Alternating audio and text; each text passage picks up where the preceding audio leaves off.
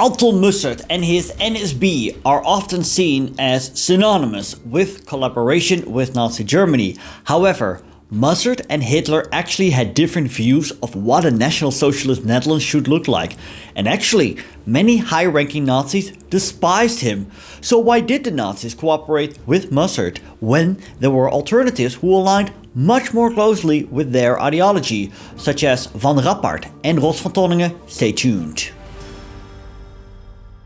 The National Socialist Movement, NSB, was not the only fascist Nazi grouping in the Netherlands during the interwar period. 2 days after the founding of the NSB, on December 16, 1931, the National Socialist Dutch Workers' Party, the NSNAP, was established by Ernst Herman Ridder van Rappard.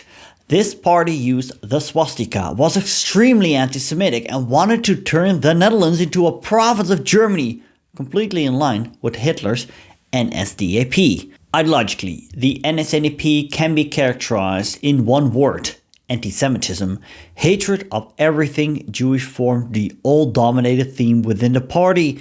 In its party organ, the Nederlandse Nationaal Socialist, published twice monthly from 1933 onward, Jewish conspiracies were suspected behind every societal ill. It was no coincidence that the campaign slogan for the 1937 parliamentary elections was "Against Judah." The NSNAP already split apart in 1932 into 3 competing Nazi micro-parties, all of which continued using the name NSNAP. And if that were not enough, further splits continued. The 2 most significant factions were led by the retired Major Cornelis Jacobus Kruit and by Van Rappard.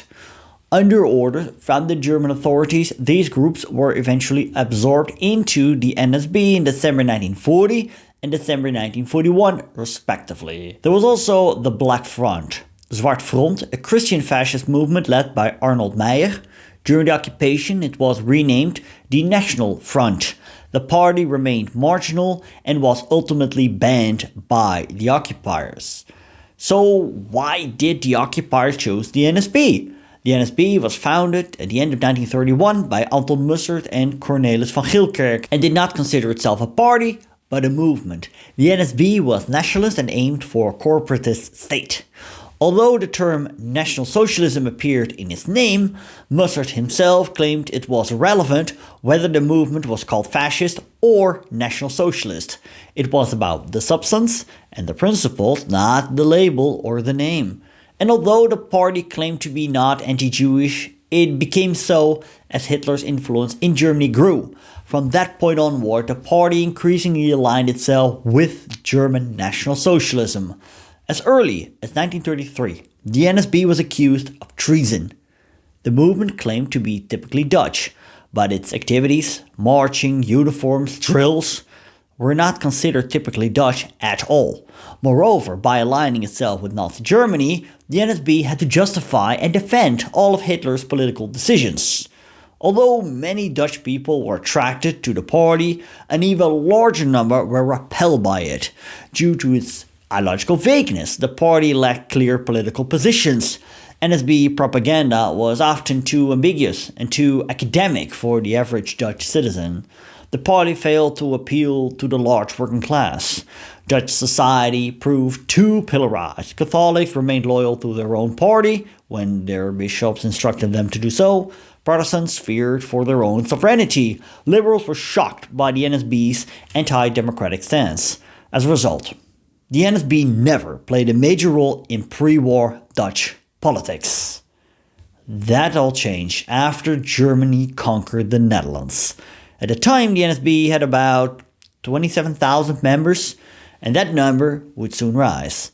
Pro-German sentiments were further strengthened among NSB members by the departure of the Queen and the government. Mussert was allowed to give a speech in Lunteren, in which he declared that the Netherlands was not at war with Germany. But the Germans refused to let him broadcast it on the radio. The occupiers indicated they would leave the NSB alone. That might sound good news for Mussert, but the leader was anything but at ease. He feared that the Germans aimed for the complete annexation of the Netherlands. For example, on June 9, 1940, Hitler ordered Mussert to form Regiment Westland, in which Dutch and Flemish volunteers would serve as Waffen-SS soldiers. At that time it was not Mussert, but his party rival, Rost van Tonningen, who enjoyed the most support from the Germans. During the first months of the occupation, Nazi officials encouraged open and often violent displays by the NSB. The appointed Reichscommissioner Arthur Seyss-Inquart wanted National Socialism to be visible in public life. NSB members were therefore allowed to wear uniforms again and organize marches. This led to tensions as they ignored existing laws and acted provocatively in public spaces. The visibility and growing power of the NSB provoked widespread anger among the population. This manifested in both violence and small-scale resistance. An early example was the Carnation Protest, Anjer-actie on June 29, 1940, in which Dutch citizens showed support for the royal family. NSB members reacted aggressively, leading to street fights. In the months that followed, resistance remained mostly small-scale. NSB members were insulted, spat upon, and their homes and propaganda materials were vandalized. Young people played a major role in this. Various groups, such as communists, Jews, and members of the Dutch Union, Nederlandse Unie, took part in these acts. The Dutch Union was founded in July 1940 as a permitted political movement during the occupation and was intended as a counterweight to the NSB.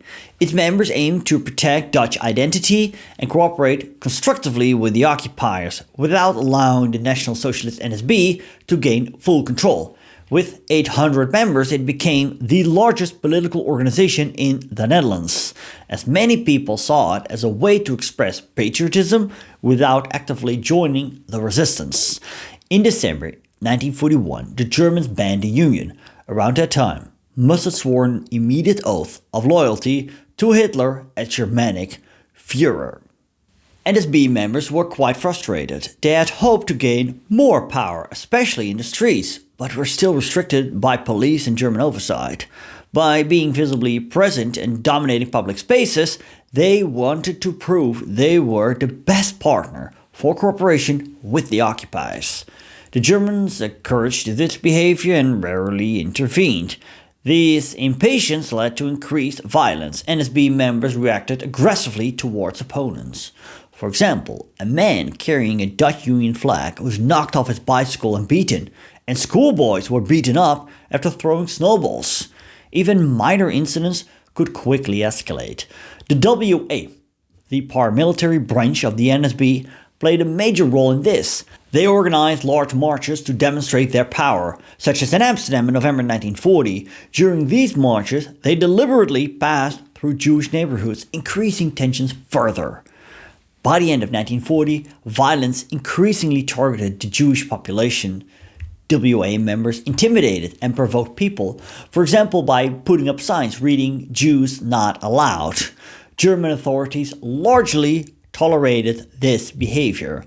WA members were given a privileged position. They were often allowed to march without permission and were protected by the police, while opponents could quickly be arrested. This created a situation in which the WA had considerable freedom to use violence, while the authorities simultaneously tried to steer and control them. The WA aspired to become an official police force, but the Germans were unwilling to grant this.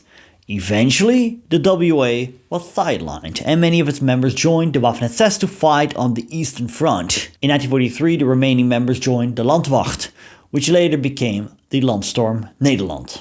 By this time, major disagreements had emerged within the NSB. Mussert advocated for a Germanic federation, in which the Netherlands would retain its autonomy, while other prominent members, such as Henk Veldmeijer and Meinoud Rost van Tonningen, supported a Germanic Reich, in which the Netherlands would be fully absorbed.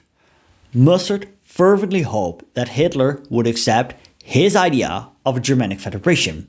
He could then later claim that he had saved the Netherlands from annexation. For this, he was willing to make concessions, such as recognizing Hitler as leader, obeying his orders, and accepting a Dutch SS as part of the NSB.